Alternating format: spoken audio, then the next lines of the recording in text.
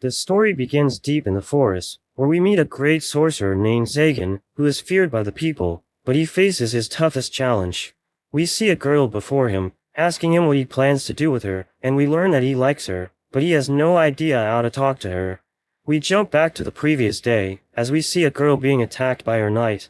She wonders why he's doing this, and she slaps his face, removing his mask, so she realizes that he's a different person. He pulls a knife, and cuts her dress, as she realizes he's a sorcerer, but Zagan suddenly grabs him, saying he was trying to sleep, but he heard people screaming in his yard. The man realizes that he's also a sorcerer, and that this is his territory, so he drops the knife, and offers to share his research. But Zagan isn't interested, so he blows his head off, but the blood splatters on the girl, and she faints from the shock. Zagan realizes he messed up, thinking she'll be traumatized when she wakes up, so he decides to use his reversal magic. The spell only returns everything to its original state, but since the blood is gone, she's going to think it was all just a dream. He notices her pendant, and realizes she's with the church, who are the enemies of sorcerers, so he thinks she'll blame him for the attack when she wakes up. He decides to leave her on the road, and creates a teleportation circle, but someone interferes, and he thinks a regular sorcerer wouldn't be able to do this in his territory. There's someone who appears, and he realizes it's Barbados, so he asks him not to interfere with his casting circles. Barbados wonders what's happening, so Zagan explains that he's just punishing a creep in his garden. But Barbados thinks he's being a hypocrite, saying they're also bad people, because sorcerers only respect their own desire for power. Barbados notices the girl lying on the ground, realizing she has a good amount of mana, so he wonders if Zagan will sacrifice her. But he explains that sacrificial sorcery isn't his style, and he teleports the girl, but Barbados thinks it's a waste. Zagan decides to go back to sleep, explaining that he was reading all night, so Barbados suggests fixing his problem with an adrenaline in the brain, but Zagan doesn't want to end up like him. Barbados mentions that this is basic sorcery, and body manipulation is how they manage to prolong their lives, despite having a limit of 1,000 years. He changes the subject, and explains that he has interesting news, revealing that the Archdemon Marchiosa has died. We learn that the title of Archdemon grants a huge amount of mana, along with the authority to command lower-ranked sorcerers. So Archdemons are considered as the pinnacle of sorcery, and Marchiosa was the oldest among them, since he was able to survive for over a millennium. Barbados reveals that there will be an auction in Marchiosa's territory, and the items he acquired during his lifetime will be put on sale, so Barbados thinks it's going to be interesting. They head to the auction, but Zagan realizes that Barbados wants to borrow money from him, so he thinks about buying the Archdemon's legacy alone. Barbados thinks that would be unfair, because he told Zagan about the auction, and he offers to introduce girls to him in exchange for his help. So he becomes interested, but thinks they will bring too much trouble. He sees the guards agitated, and Barbados mentions that there are kidnappers targeting young girls for experiments. Zagan thinks they're trying to summon something, but realizes it sounds ridiculous. Barbados wonders if Zagan is one of the suspects in the kidnappings, but he thinks sacrificial sorcery isn't practical, and things would have to be pretty bad to reach that point. They arrive at the auction, and they see famous sorcerers in the area, who have prestigious titles. Zagan wonders if they're powerful, and Barbados confirms this, saying they're also candidates for the Archdemon position left by Marchiosa, which will be decided by the other Archdemons. The sorcerers notice them, and reveal that the two are also candidates, even though Zagan is young, so he doesn't have a title yet. The host begins to present the merchandise, and Zagan imagines it could be used as a catalyst. They remove the cloak, revealing that it's an elf, a legendary race from the distant land of Norden. Zagan is taken aback by her, and the host explains that she's extremely rare, because elves aren't usually born with white hair. He starts the bidding at 10,000, but Zagan suddenly offers 10 million, leaving everyone shocked. Barbados thinks he's crazy, and he wonders what he's feeling in his chest, thinking she's beautiful. He mentions that he found something he wasn't looking for, but Barbados wonders what kind of sorcery he plans to use her for. Zagan approaches her, but wonders what he should say, and he asks about the collar, so the host explains that it's to restrain her mana, but none of them can remove it. He wonders if she's under a spell, but the host explains that she isn't, since normal magic isn't effective against her. He wants to hear her voice, but he ends up saying that he wants to hear the sweet sounds she makes, so he comes off as a creep. Zagan takes her to his castle, but he doesn't know what to say to her, so he tries to imagine scenarios, but it always seems wrong. He realizes that the castle doesn't look very pleasing for a girl, thinking he should have cleaned up before bringing her. She suddenly starts talking, and he thinks she sounds like an angel. She asks how she's going to die, because she wants to prepare for her death. But he explains that he isn't going to kill her, because he needs her alive, and she sees the torture devices, so she thinks he's going to make her suffer. Zagan is shocked, revealing that the things belonged to the old owner, but he didn't bother to remove them. He introduces himself to her, explaining that he isn't interested in torturing her, and he blames himself for not knowing how to talk to her. She reveals that her name is Nephilia, but she doesn't have a family name, and she tells him to call her Nephi. He thinks she has a beautiful name, and asks if it's normal for elves not to have a family name, but Nephi reveals it's because she was a cursed child. She suddenly stands up, and tells him not to worry, because she has maintained her chastity, so she's still valuable for experiments. He becomes nervous, and he explains that he has no intention of experimenting on her, so she wonders why he bought her. But he can't explain what he's feeling, so he says that it's none of her business, but he doesn't understand why he keeps talking like that. He can't say that he fell in love, and spent all his fortune on her, because he would look like a huge simp. He remembers that a sorcerer must always maintain composure, so he walks up to her, and mentions that he'll provide her with a room, asking her to choose the one she likes best. But she misunderstands, thinking he's asking her to choose where she wants to die, so he tells her he isn't going to hurt her.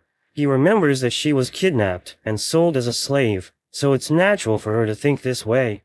He doesn't know what she means by cursed child, thinking she doesn't have a home to return to, so he realizes she's just like him. We learn that he used to live in a dumpster, and he had to steal food to survive, because he didn't have parents to look after him. He explains that he bought her because he needs her, and tells her not to talk about dying. She seems confused, so he explains that she needs to live for his sake, and she agrees to this. They start looking for a room, and Zagan thinks a place with a nice view would be good for her.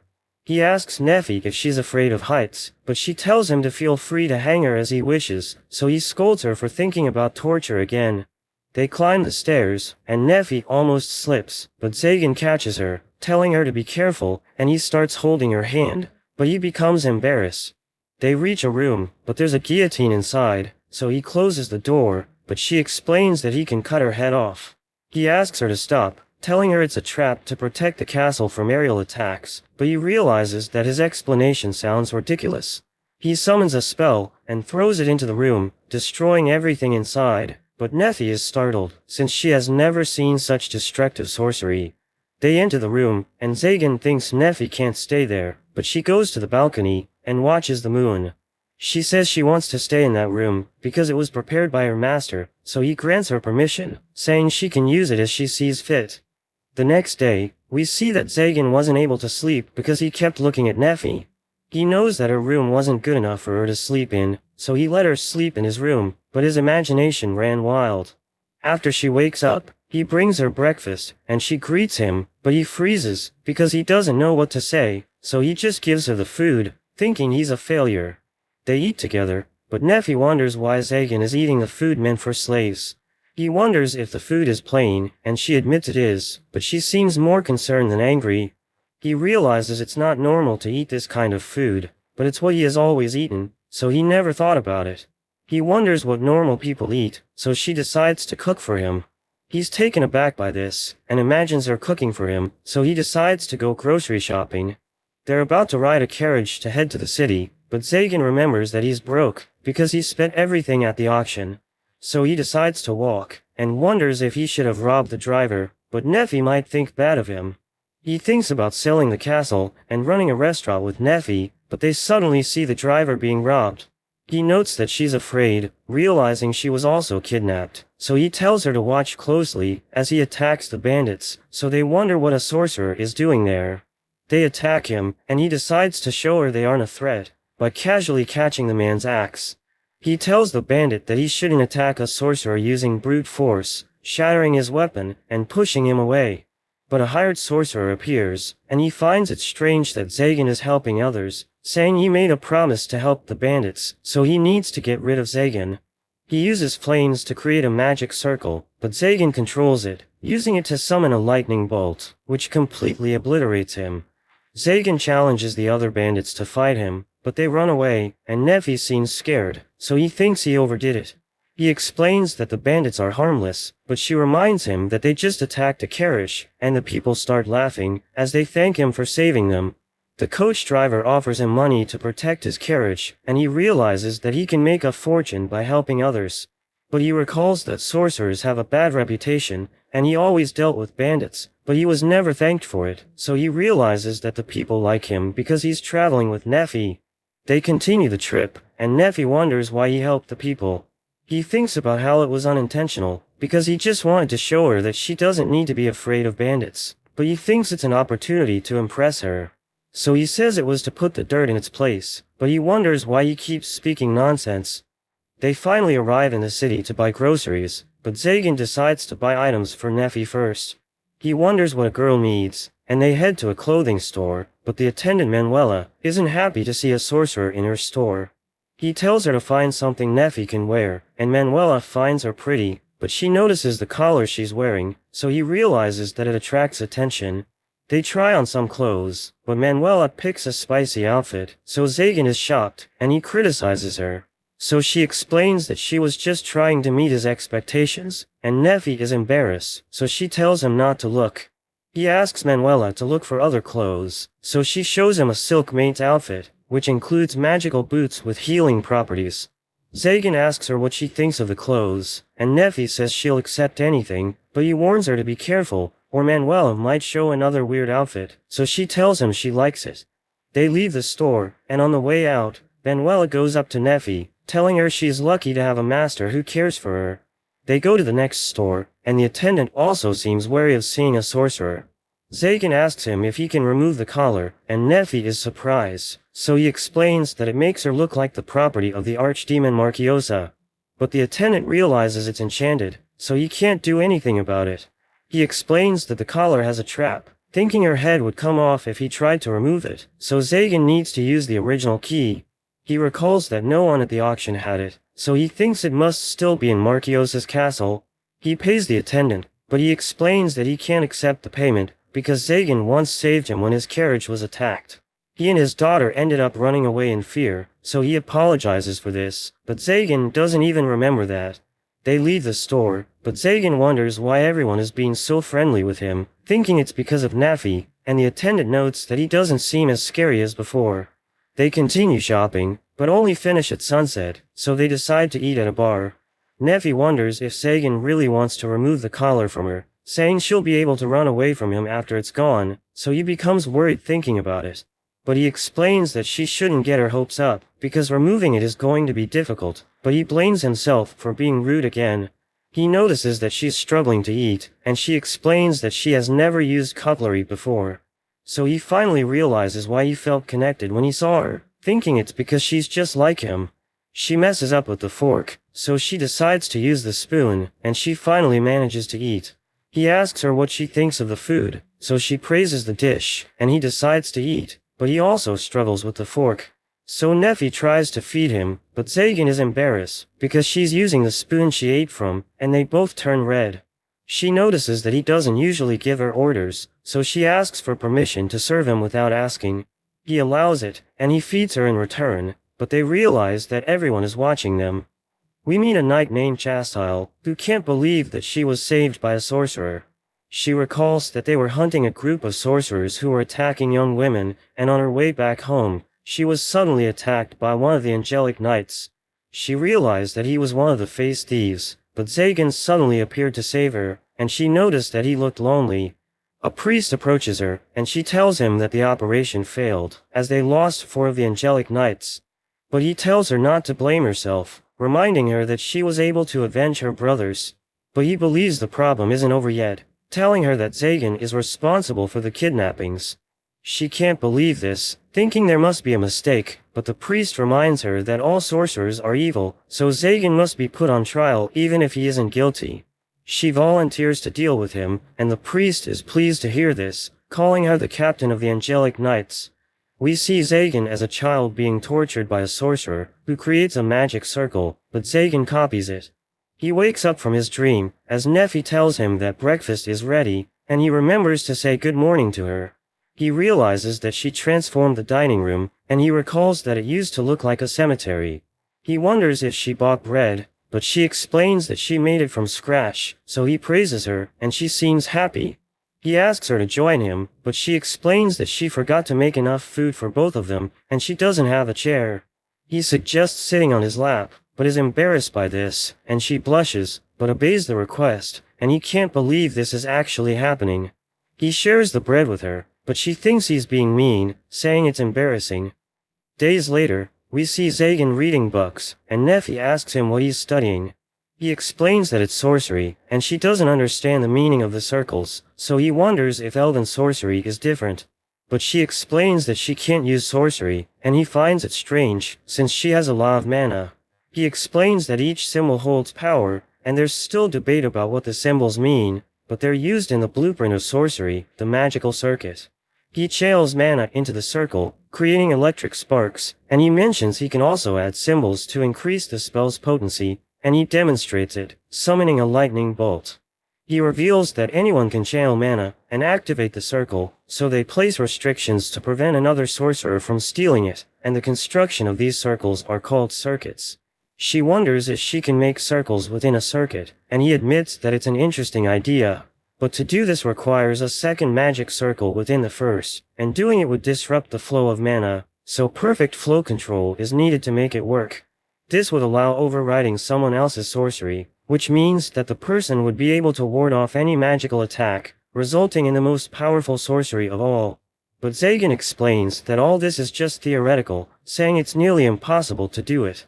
Nephi understands, and asks him if anyone can use sorcery if they know how it works. He's impressed with her, and mentions that she's correct, saying knowledge is directly related to power in sorcery. He reveals that he is trapped in the castle to prevent the knowledge from being stolen, so she should be careful not to touch anything. So she becomes worried, but he tells her it's just a joke, since only invaders activate the traps. She asks him why he wants so much power, so he tells her he needs it to survive. He explains that he was poor when he was a child, and one day, he was captured by a sorcerer who tried to sacrifice him. But he was able to reverse the spell, and he learned that he needs to be strong to stay alive.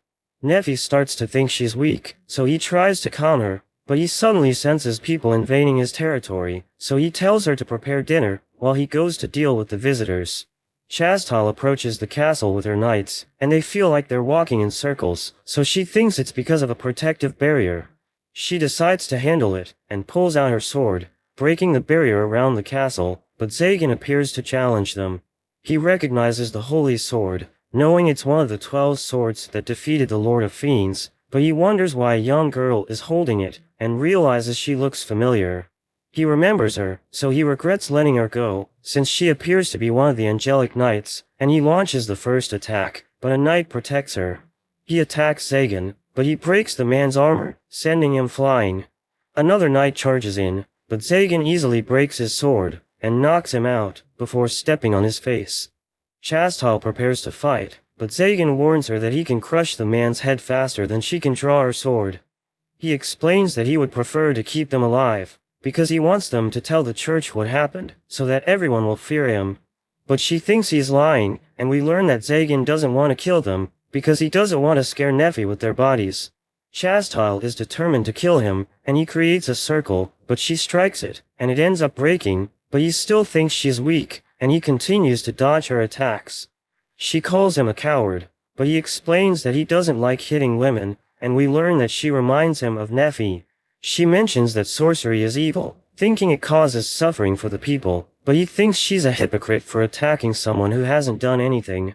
She attacks him, so he catches her sword with a circle, but she lifts him off the ground, and throws him away. He realizes she was holding back, and the holy sword is interfering with his healing.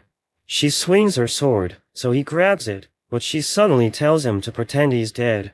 She explains that if she's defeated, a stronger knight will appear, so he needs to pretend to be dead, and abandon sorcery. He wonders why an angelic knight is saying this, so she explains that he seems like a compassionate person, knowing he saved her life. He realizes that she's risking going against the church by helping him, but he can't leave Neffy alone. Neffy suddenly leaves the castle, and he yells for her to come back, but a knight throws his spear at her, so he steps in and takes the blow for her. He tells her to escape, but he suddenly senses something, as the trees begin to tremble, and Neffy starts controlling them. She manages to trap the knight, but Zagan stops her, and we see that everyone's afraid of her power. That evening, Zagan recalls how the knights fled, and he asks Neffy why she said she doesn't use magic. But she explains that she didn't use sorcery, wondering if he finds her unsettling. So he explains that he doesn't, but he reveals that he has never seen this power before, and admits he's curious, so she tells him that the power is called mysticism. He remembers hearing about it, knowing it's a power that doesn't fit into logic like sorcery, and it allows the user to access powers beyond natural laws just by wishing. He wonders if all elves can use this power, but she explains it's because she's a cursed white-haired child. We learn that everyone in her village despised her, because children with white hair aren't supposed to be born. But one day, they were attacked, so they asked her to use her powers to help them, as a reward for letting her live. She felt devastated, so she surrendered without resisting, while the others ran away, and they all ended up dead. But she explains that she liked it, and thought they all deserved it, because they made her suffer. She apologizes, thinking Zagan is disappointed in her, but he confesses he would have killed the entire village along with the attackers. She thinks the people in her village will never forgive her, but he reminds her that they're already dead, saying it doesn't matter. He explains that those with power should live life strongly, and not doing so is an insult to those who died. He thinks there's nothing wrong with wanting to be strong, and encourages her to seek more power, telling her that people called him evil. He remembers when he saved a girl from bandits, and advised her to become stronger to survive, but the girl told him that weak people also have the right to live. He thinks the girl ended up weak, because she never used her strength for anything, so unlike her, he decided to seek power at all costs. He goes to Neffy, telling her he needs her, but she wonders if she has permission to continue living there. So he confirms this, saying he can't imagine living without her, and she starts crying. She apologizes for being too emotional, and he notes that it's the first time she has talked so much. She changes the subject, and asks him if his hands still hurt, but he realizes the pain is gone, and his hands are healed, thinking it happened when he touched her. He looks surprised, and thanks her for healing him, so she's taken aback, since it's the first time he thanked her. He apologizes for not doing it before, but she tells him it's okay, because he's her master. They go to sleep, but Neffy asks Zagan if they can sleep together, but he isn't sure how to respond, wondering if she understands what she just said. She explains that there's only one bed in the castle, and since he only sleeps in a chair, she wants to leave the bed for him. He realizes she just wants him to sleep well, so he thanks her for her concern, but decides to stay where he is, because that's where the central point of his barriers is located, so it's important for him to stay in that room. She offers her lap for him to lay his head on, and he sees her enthusiasm, so he accepts, but feels awkward since he can't see her face. He wonders why she's behaving differently, so she explains that he allowed her to stay after learning about her mysticism, and she's just trying to show gratitude. But he insists that she doesn't need to thank him, saying she always does a good job. He asks her if she wants to learn sorcery, and he isn't sure if it will help with mysticism, knowing she still can't control it, but sorcery will give her basic skills to defend herself. She hesitates, but he thinks she can surpass him, so she decides to accept, wanting to be even more useful to him. So he decides to take her as his apprentice, and he notes that he never imagined trusting his knowledge to another person. She remembers the story he told about the girl, and how he didn't understand how the weak feel. But she realizes that despite his harsh words, he seemed sad when saying them, so she hugs him, telling him he isn't a bad person. The next day, Barbados visits Zagan, wondering how he survived after encountering the angelic knights, since they had a holy sword. Barbados wonders if the maiden of the holy sword was weak, but Zagan denies this, saying she was powerful enough to destroy the barriers around the castle. Neffy suddenly appears to serve tea, and Barbados is surprised to see her, wondering if Zagan plans to use her as a sacrifice, or keep her alive to serve him. But he corrects him, saying she's actually his apprentice, and Barbados doesn't understand, thinking he's using her to enhance his magic. Barbados thinks he expelled the angelic knights with Neffy's magic, saying that explains the mess in the yard. He wonders if Sagan wants to become an archdemon, but he only wants the key, though he admits that with the authority of an archdemon, fewer people would come after Nephi.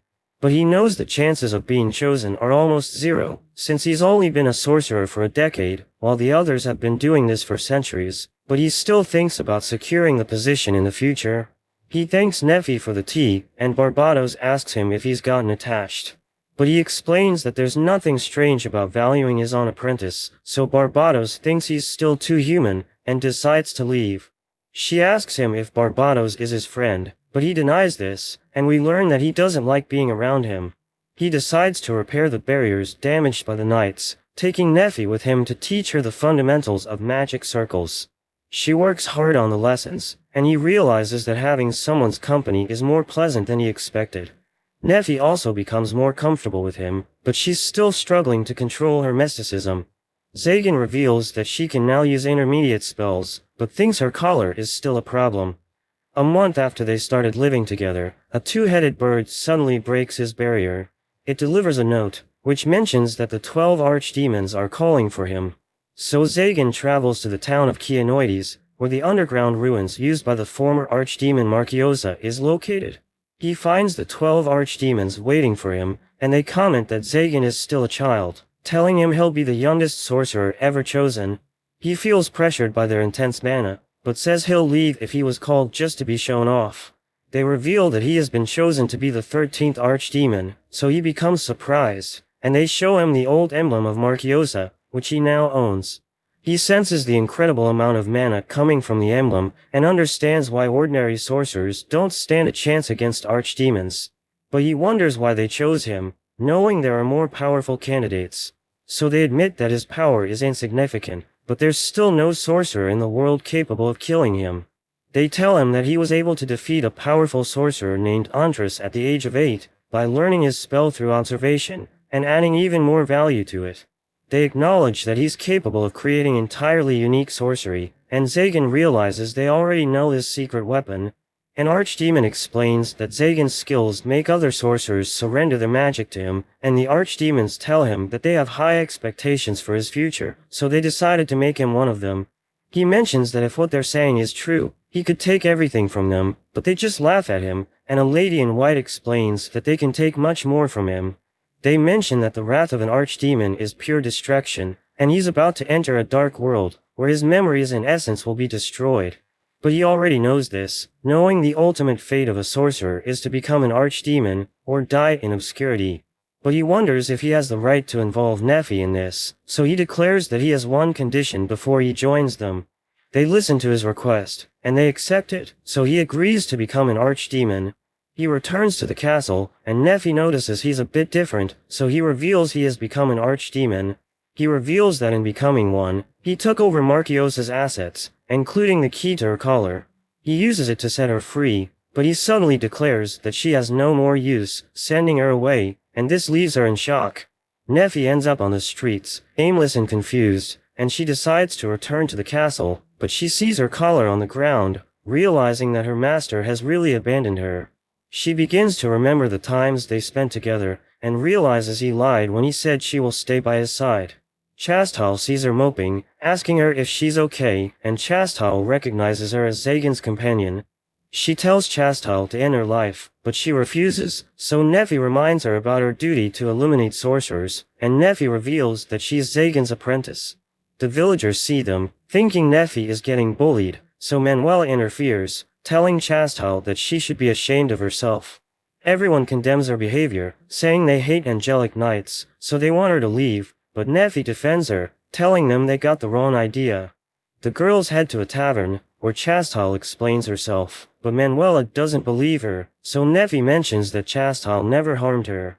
She explains that Chastal wasn't the knight who hurt Sagan, and she thinks about her companion Torres, who is now afraid of plants, because Nephi used a tree to trap him.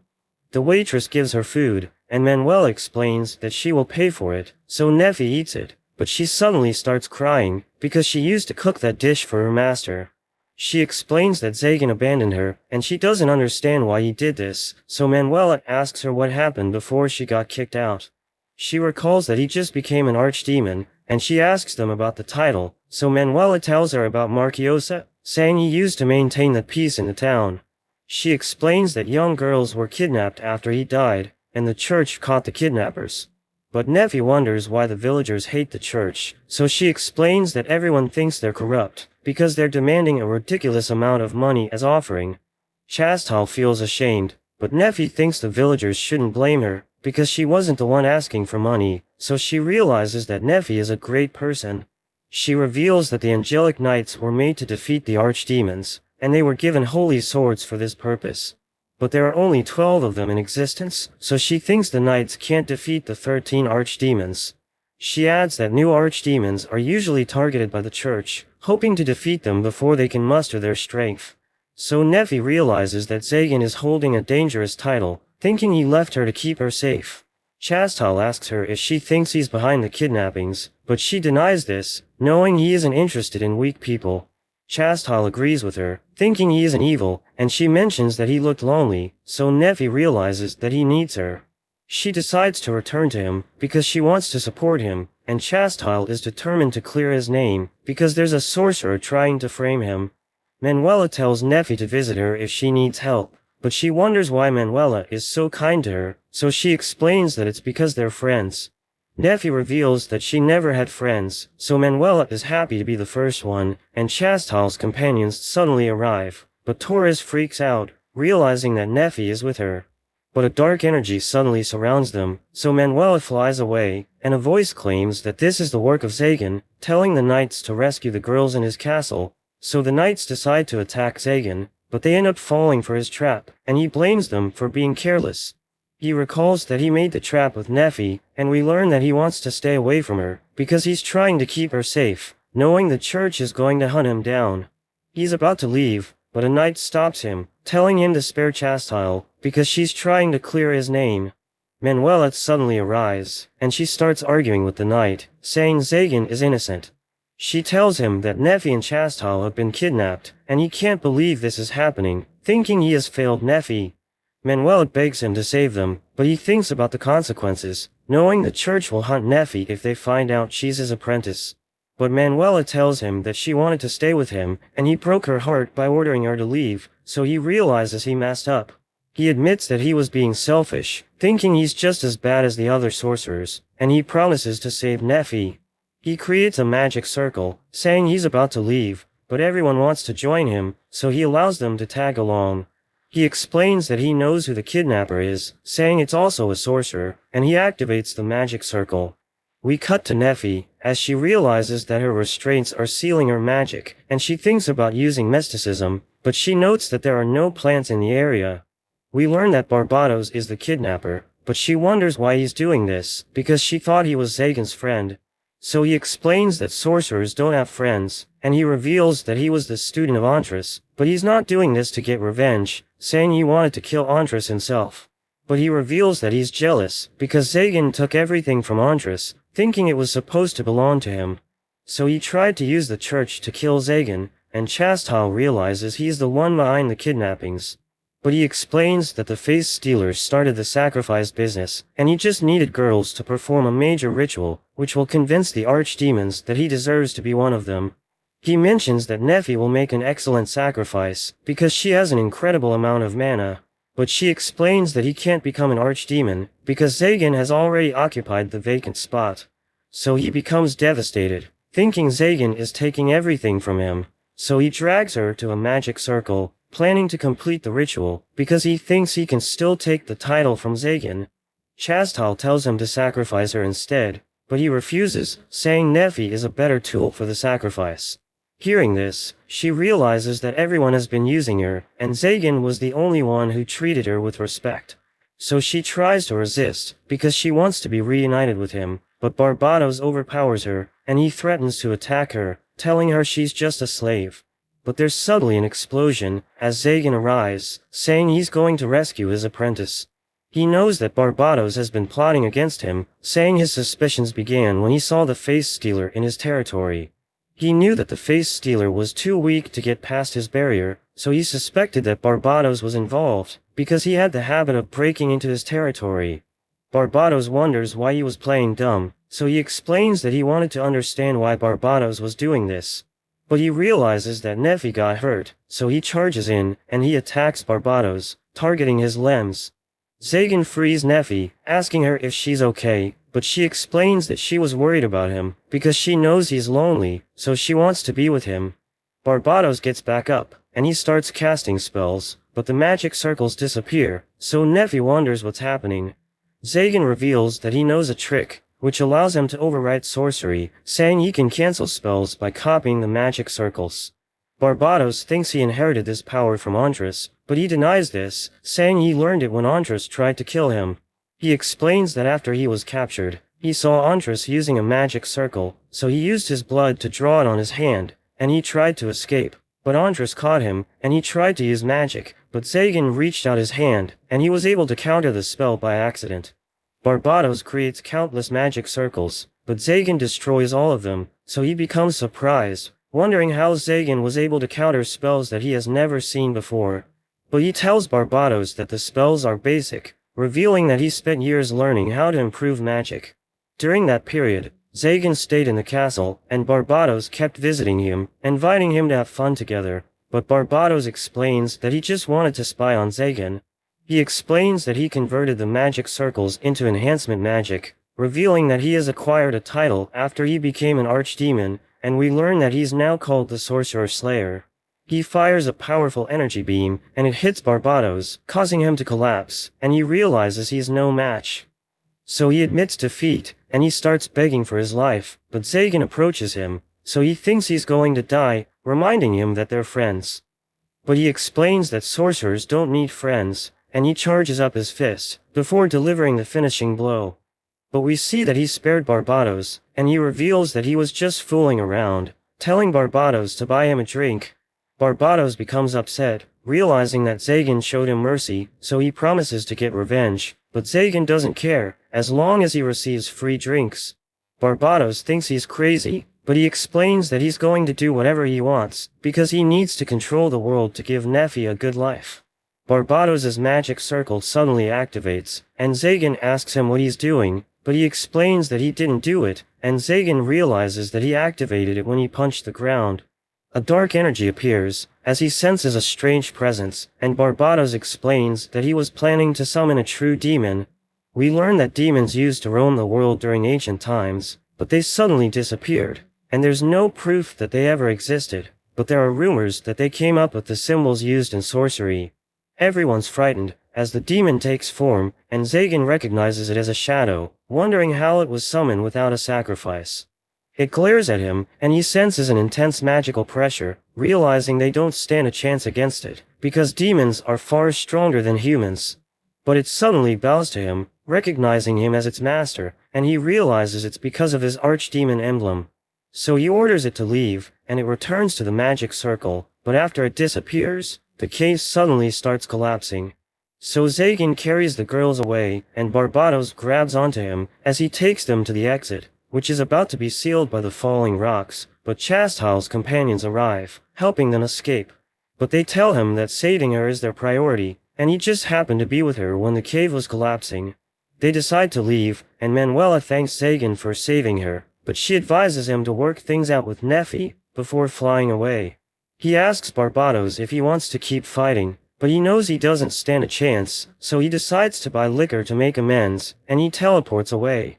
Nefi tells Zagan that she wants to stay with him, but he explains that something needs to change, telling her to stop calling him master, and he tries to tell her that he loves her. But he realizes that he can't, so he just tells her he wants to be with her until the day he dies, and this makes her happy.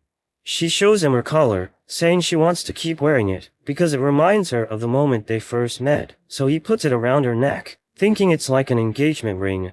She asks him about the nature of their relationship, because he is no longer her master, but this makes him nervous, because he doesn't know how to answer the question. We see the villagers talking about Zagan, recognizing him as the new archdemon, and the sorcerer named Kamari's overhears them. So he asks the sorceress Gremory if she's okay with it, because he was expecting her to be chosen as the new archdemon, but she doesn't seem to care, telling him that things are about to change. At the church, the priest reprimands Chastile, because she refuses to hunt Zagan, knowing he saved her life twice. She explains that Zagan is innocent, but the priest tells her she's going against the church by defending a sorcerer, and he decides to remove her from her position.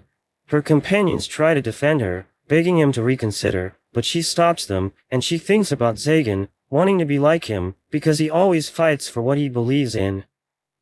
Chastal decides to surrender her holy sword, because she wanted to use it to protect people, realizing that the church has turned her into their lapdog. But the priest tells her to cheer up, saying her punishment is only temporary, because the holy sword has chosen her as its wielder. He tells her to be patient, but he warns her that he can only give her limited protection, and he reveals that the most notorious holy sword wielder, Raphael, is making his way to the town. So she becomes scared, thinking he's going to punish her. We see Zagan in his library, as he thinks about the Archdemon emblem, wondering how it was able to control the shadow. So he goes through Marchios's books, but he can't find the answers he's looking for.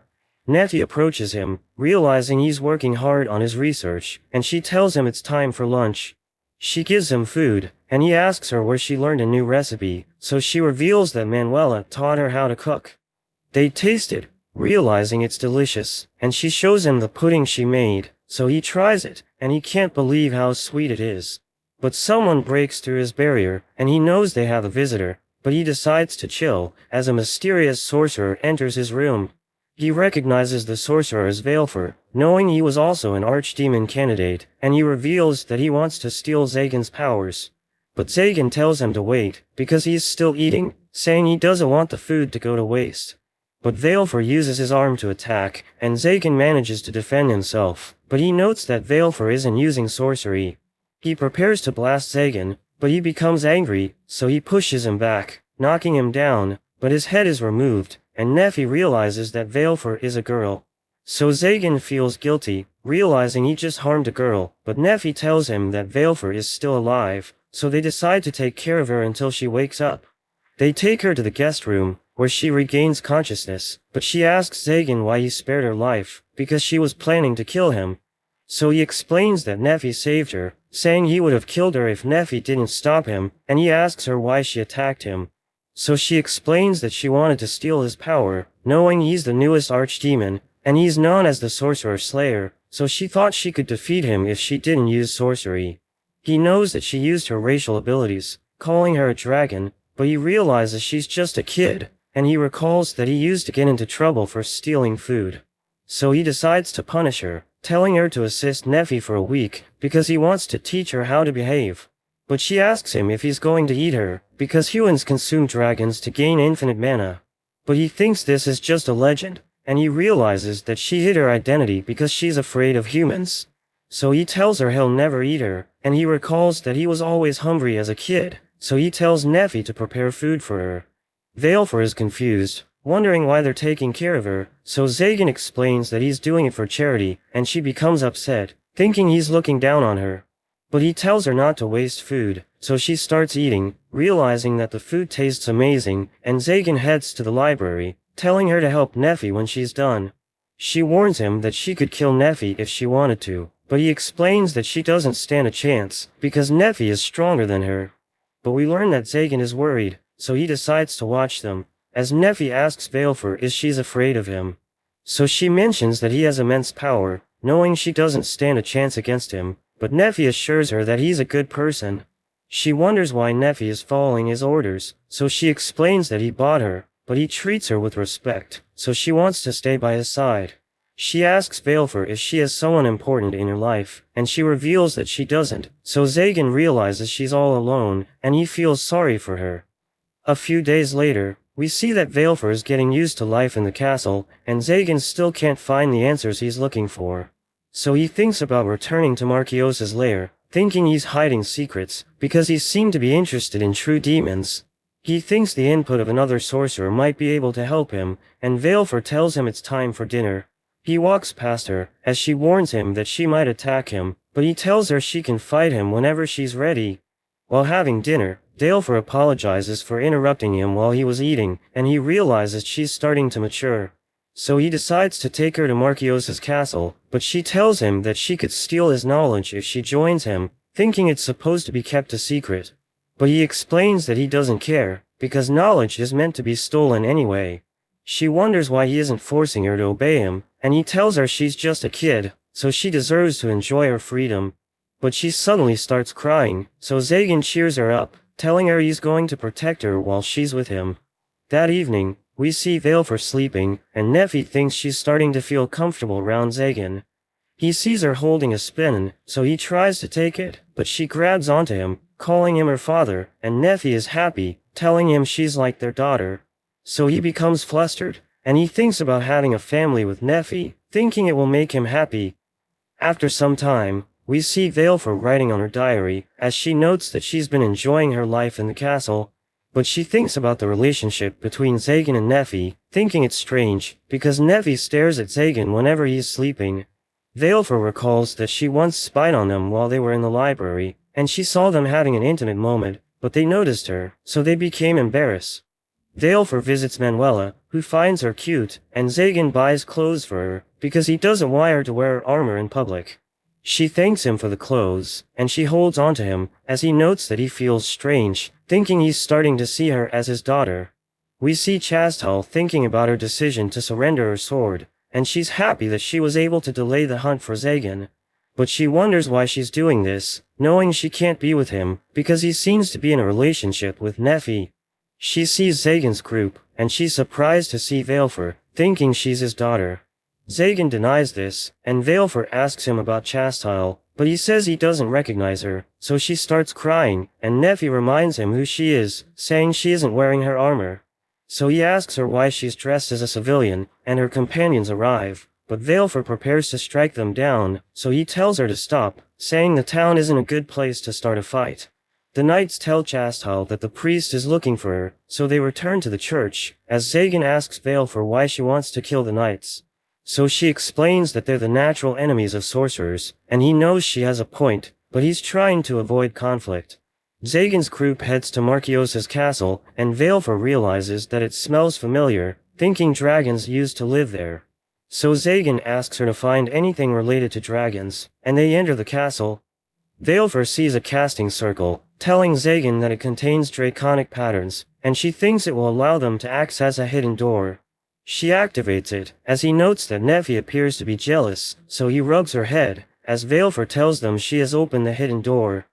They head deeper into the castle, and they see Marchiosa's library, as Zagan mentions that they need to find books about the Archdemon emblem.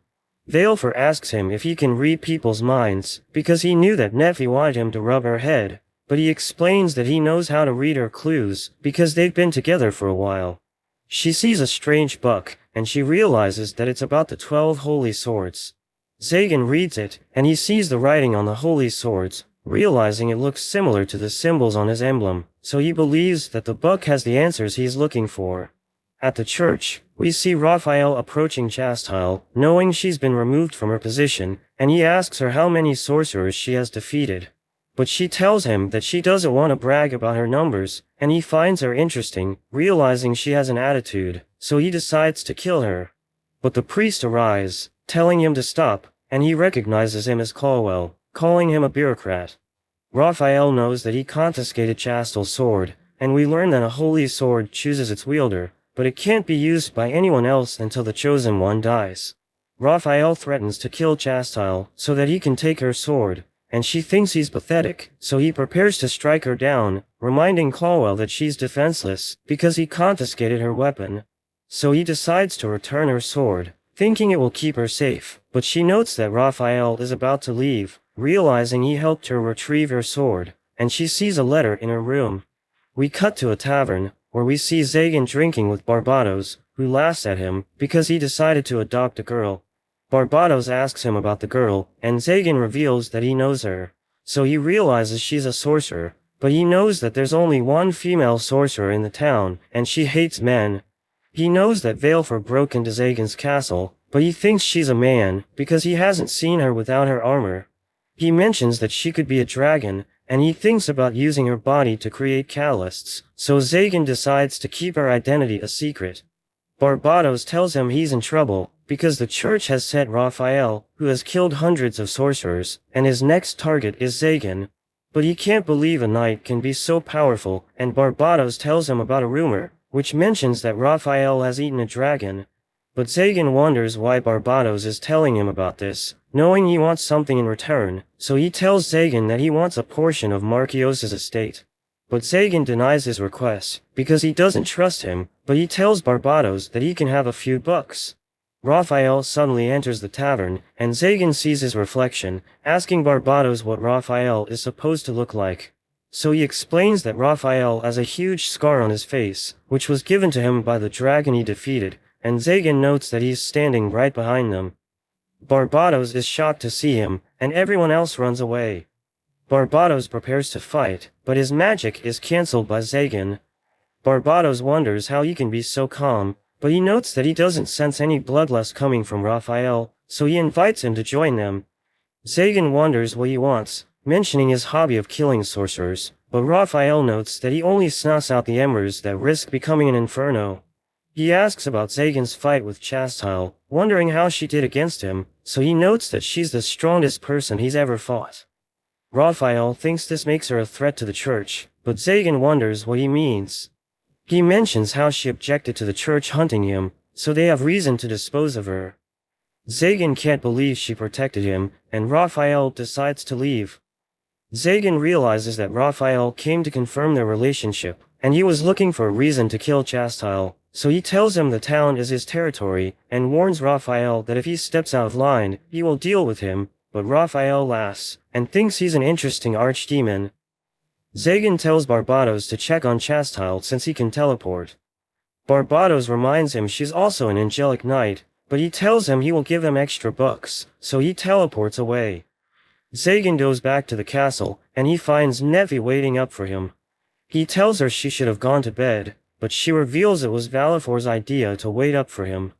Zagan can't believe she's the one who fell asleep, but Nefi mentions she spent all day carrying Marquios's bucks back to the castle. Zagan notes that there were a lot of bucks, but Nefi thinks Valifor was happy since he told her she could stay with him for 1,000 years, since dragons have long lives. He thinks about getting rid of Raphael before they get a chance to meet, and Nefi also wishes to stay with him for that kind of time, but he notes that she will obviously be there as well, and she promises to always be by his side. They share a moment together, and they are about to kiss, but Barbados suddenly interrupts them, and he gets pissed off. But Barbados reveals Chastile, and it seems she has been poisoned. Zagan asks for Nefi's help, so she rushes over, and Valifor wakes up, but she sees Chastile's sword, realizing she's an angelic knight, so she transforms her arm and tries to attack, but Zagan stops her. He mentions Chastile is his guess, but Valifor reveals she became a sorcerer to get revenge on the angelic knights. Zagan wonders if Chastile ever hurt her, so she reveals that someone with a sacred sword killed her father. Zagan notes that it was a different person, so getting revenge on Chastile would be meaningless, and she would only make more enemies which will make her revenge even harder in the future. Valifor wonders what he knows about revenge, so he notes that revenge is about making our target suffer, driving them to despair, and making them beg for death.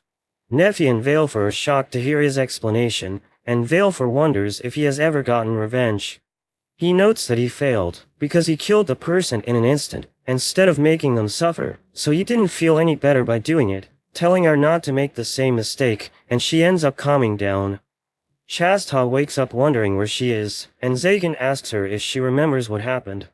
She recalls being summoned by a letter, and she met a mysterious person from the Reconciliation faction in the church, who believe in coexistence with sorcerers. He asked her to consider joining them, and gave her the name Orbis, telling her to call out if she ever needs help. She thinks about joining as she heads back, but that's when she was poisoned by the tea. She wonders if it was Raphael who poisoned her, but Zagan thinks he could easily just cut her down. Zagan notes that since she's Nefi's friend, she's welcome to stay at the castle, but the next day, we see her as a maid, as Zagan notes he said she could stay, but didn't say it would be for free. Valifor glares at her and runs off, so she wonders if she offended her. Zagan mentions Valifor's father to help her understand, so she wonders if she should leave, but Zagan thinks Valifor won't do anything foolish. We hear Chastile screaming, as we see a frog on her face. Zagan laughs at her, and it seems Valifor has resorted to pranking her. He notes that she's still a child, but she throws more frogs at Chastile, causing her to fall over. After 10 days, we see Valifor has continued to prank Chastile, But even she is starting to feel bad since Chastile is so pathetic. Nephi apologizes for Valifor's behavior, but she tells her it's okay. She thinks the bath is great, and Nephi notes that they often bathe together. Chastile is surprised hearing this, but Nephi is talking about Valefor, and she gets embarrassed when she realizes Chastile thought she was talking about Zagan. Zagan goes to see Valefor, telling her to show restraint with her pranks. He asks if she wants to keep living with them, knowing she still has unfinished business, so he tells her that he and Nephi will always be waiting for her. In a flashback, we see Valefor looking for her father, and we see that it was Raphael who killed him. She wakes up from her nightmare, and she considers killing Chastile, but she just ends up pinching her face instead. We see Zagan sleeping, but Nephi suddenly rushes in, telling him that Valefor is gone. We see Valefor writing in her diary, as she notes that Zagan and Nephi asked her if she wants to be their daughter, and we learn that she's happy to be around them, so she wants to stay in the castle. But she can't stop thinking about revenge, thinking an angelic knight killed her father, so she decides to hunt down the killer. She heads to Marchiosa's castle, thinking she'll find power inside, which she can use to defeat the angelic knights. She's about to enter, but she realizes that Raphael is behind her, and she sees his holy sword, as she recalls that she saw him eating her father's remains. But he doesn't even recognize her, so she becomes enraged, and she charges in, but she's about to get killed, as she realizes she doesn't stand a chance against him. But Zagan saves her, and Raphael is impressed that he's able to stop his attack. Zagan reveals that he was able to arrive on time, because he had help from Barbados, but Valefor wonders why he's doing this, knowing she betrayed him. But he explains that he can understand how she feels, and we see Nephi at the other side of the portal, as Zagan tells her to wait for them to return. Raphael wonders why he's defending Valefor, so he explains that she's his daughter, warning Raphael to defend himself if he doesn't want to die. He calls upon the power of his holy sword, creating a shockwave, as Zagan realizes that he is struggling to use his spell. Raphael explains that his sword is surrounded by the flames of purification, which burns away all sorcery, saying he once used it to defeat an archdemon, so Valefor is worried about Zagan. But he thinks Raphael is no match for him, and he charges in, as Raphael tries to strike him down, but he realizes that his sword isn't working against him.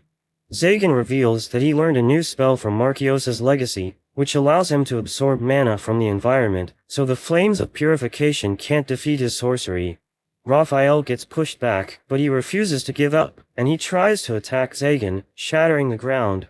But he manages to evade, and he uses his sorcery to stop Raphael, but his spell disappears, as he realizes that he still hasn't mastered it. Raphael continues to pursue him, so he uses his enhancement magic, and he lands a devastating blow, which sends Raphael crashing against the door.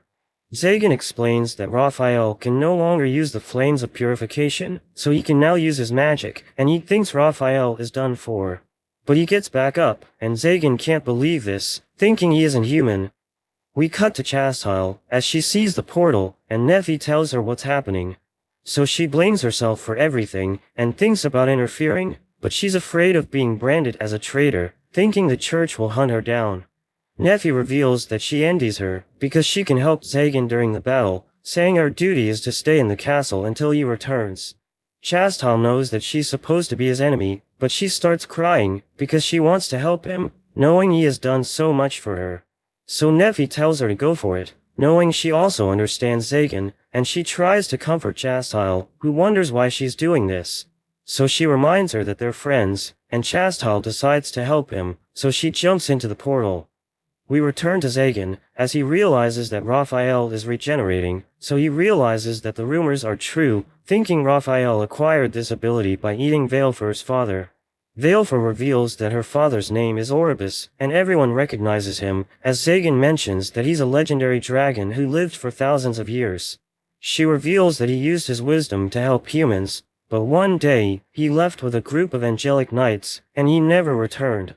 So she decided to look for him, but she saw Raphael eating his remains, realizing that her father has been killed.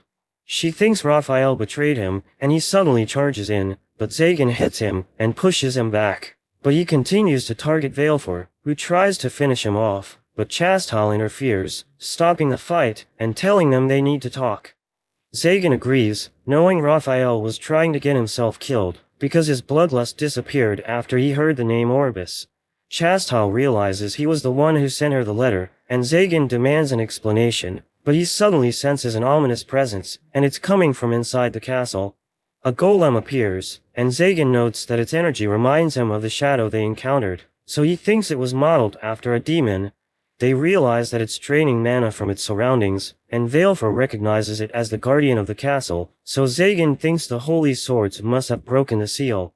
He activates his emblem, ordering it to disappear, but it doesn't work, and it fires a powerful energy beam, which is about to hit Valefor. But Raphael protects her, so she wonders why he's doing this. Zagan becomes angry, so he uses his new spell to strike the golem, shattering it to pieces. But he realizes that Raphael is mortally wounded, thinking his regenerative powers can't save him.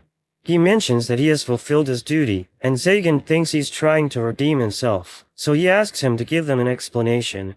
So Raphael reveals that he didn't kill Orbis, reminding Valefor that he was too strong to be defeated by humans. Raphael explains that the angelic knights asked for his assistance because a demon was threatening the world, and he agreed to help them fight it. Valefor doesn't believe him, thinking the demons have already left the world, but he explains that one of them returned, and Orbis sacrificed his life to defeat it. But Raphael thinks the demons will return in the future, and Zagan believes him, because he recently encountered a shadow, so he's trying to find a way to deal with them. Raphael tells Valefor to be proud, because her father gave his life to save the world, saying he's willing to let her kill him to make her feel better. He explains that if the demons return, humanity won't stand a chance, because the knights and sorcerers are fighting among themselves. So Orbis told him to unite them, and drink his blood, so that he can fulfill his mission. Barbatos reminds him that he has killed countless sorcerers, and he knows he can't accomplish his task alone, so he needs Chastal's help, thinking everyone will follow her. But the golem suddenly recovers, so Zagan prepares to deal with it, as Raphael explains that it's a chimera, saying it was made from the demon Orbis defeated. So Zagan realizes it's dangerous, but he thinks this is a great opportunity to test another spell, and Chastal wants to fight by his side, saying she will clear a path for him. She activates her holy sword, and the flames of purification appear, as Zagan notes that she isn't as powerful as Raphael, but she appears to have better control over her powers. She charges in, as the golem fires its energy beam, but she slices it in half, creating an opening for Zagan, who punches the golem with all of his power, shattering its arm. But he sees a dark energy, realizing it's the golem's essence, which allows it to repair its body. So he decides to use another spell, as he strikes it again, and the dark energy leaves its body, as it falls to the ground. Chastal asks him about the spell, so he explains that he inverted the spell he used against Raphael, saying it absorbs mana from its surroundings, and then ignites it. He thinks his new spells are effective against demons, but he still needs to master them, saying they're still lacking in efficiency. Chastal reveals that she wants to fight by his side, so he reminds her she's an angelic knight, but she thinks it doesn't matter, and he notes that he can trust her.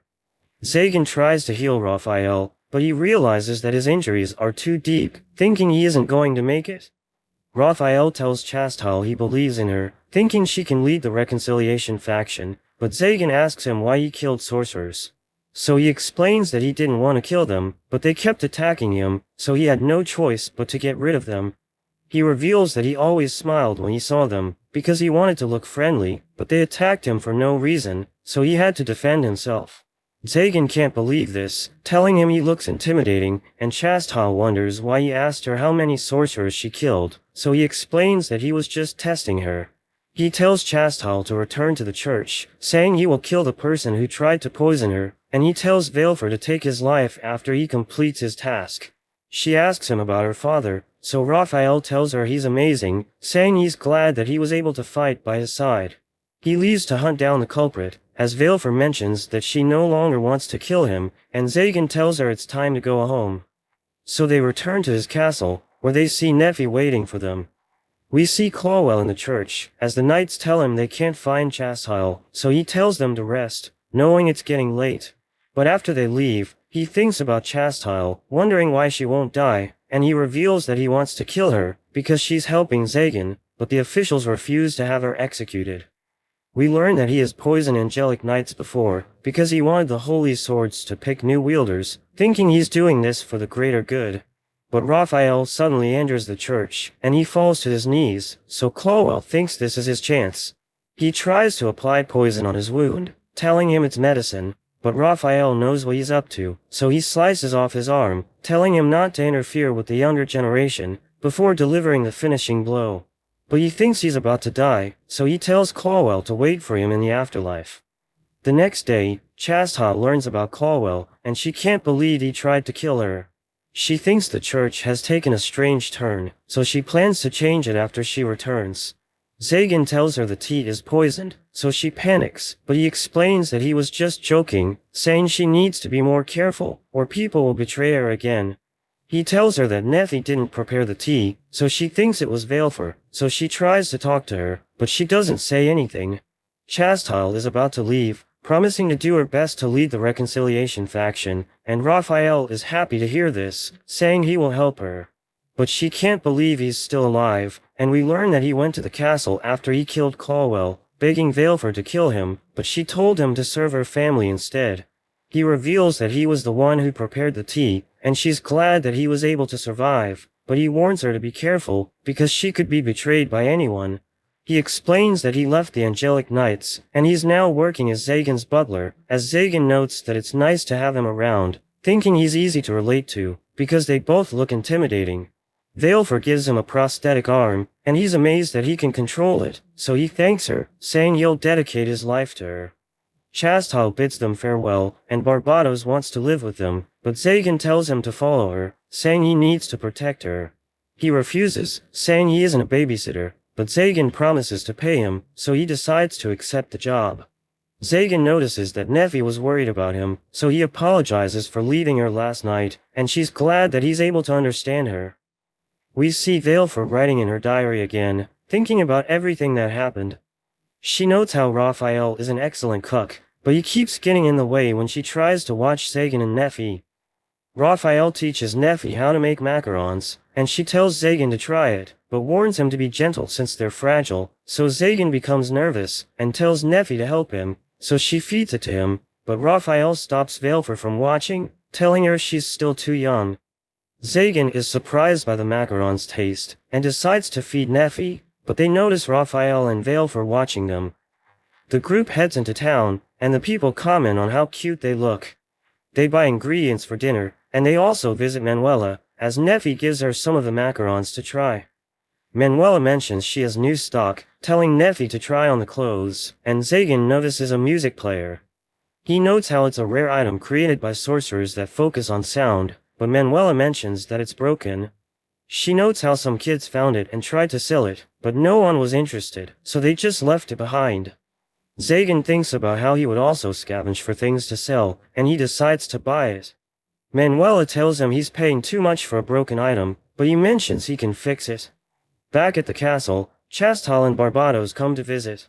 Chastah apologizes for being busy, mentioning that Clowell's death was declared an accident, and she had to take over his work. Zagan mentions Barbados wasn't invited, and Valefor calls him a leech, so he yells at her, but Zagan tells him to watch his mouth when he's talking to his daughter, but Nephi invites him to join them. The girls go to prepare the food, and Valefor wonders if Chastah can even cook.